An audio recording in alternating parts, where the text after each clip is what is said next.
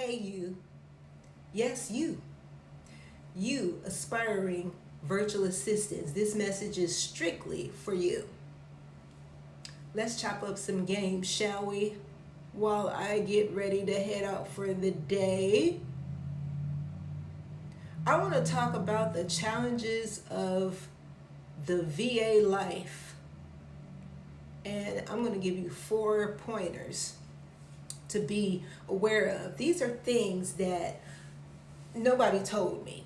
Okay, I had to learn it through trial and error. So let me save you. Let me save you a few mistakes that you might make along the way, or that you may not really be prepared for what's involved with having your own business as a virtual assistant. And I'm not talking about just like working from home for a company that pays you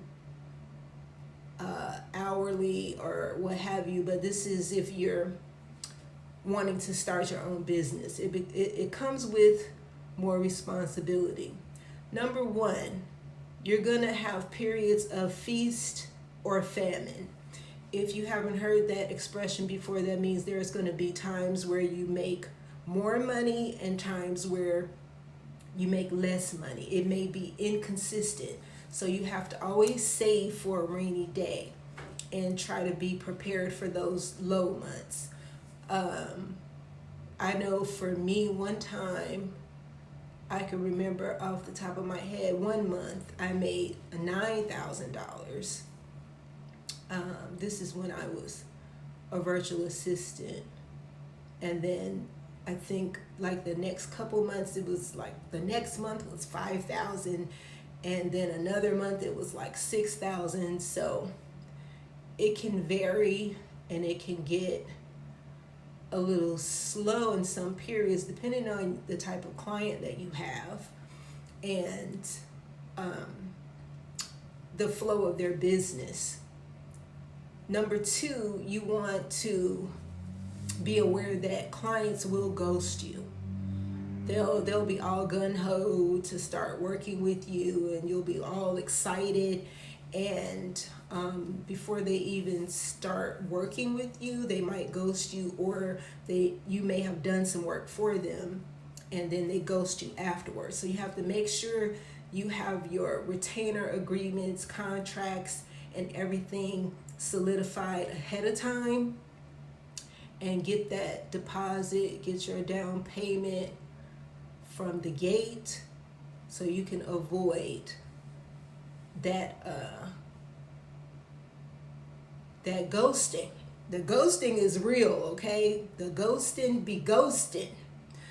Number three, you want to make sure you try to achieve a work-life balance as much as you can, because it'll drive you crazy. It's like such a blur when you work from home, where you have to draw a line between where work stops and your personal life begins. So you have to be very clear about how you want your days to be. You have to make sure you draw and set boundaries with clients to make sure they don't take advantage of that, because they will, child. They will. Okay, number three is you're going to be wearing a lot of hats. Just be prepared for that. Like, there's marketing, there's the secretarial, like clerical stuff, maintaining your files and business information. There's the bookkeeping, the IT stuff, dealing with technical stuff. That's the real pain in the butt. I'm looking for my lip stuff. The technical stuff is woo. So what you want to do is figure out which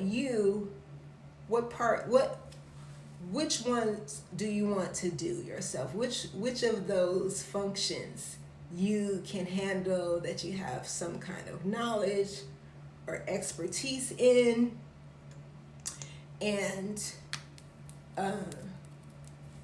if you can afford it in the beginning, it's going to be a little bit difficult. You'll have to wear a lot of different hats, but As you grow and make more money, then you can start assigning little by little, like some of the marketing stuff and things you need for your website and all of that kind of stuff.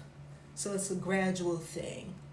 The fourth tip we're going to talk about here is, oh, I think that was number 4. I want to do a bonus tip.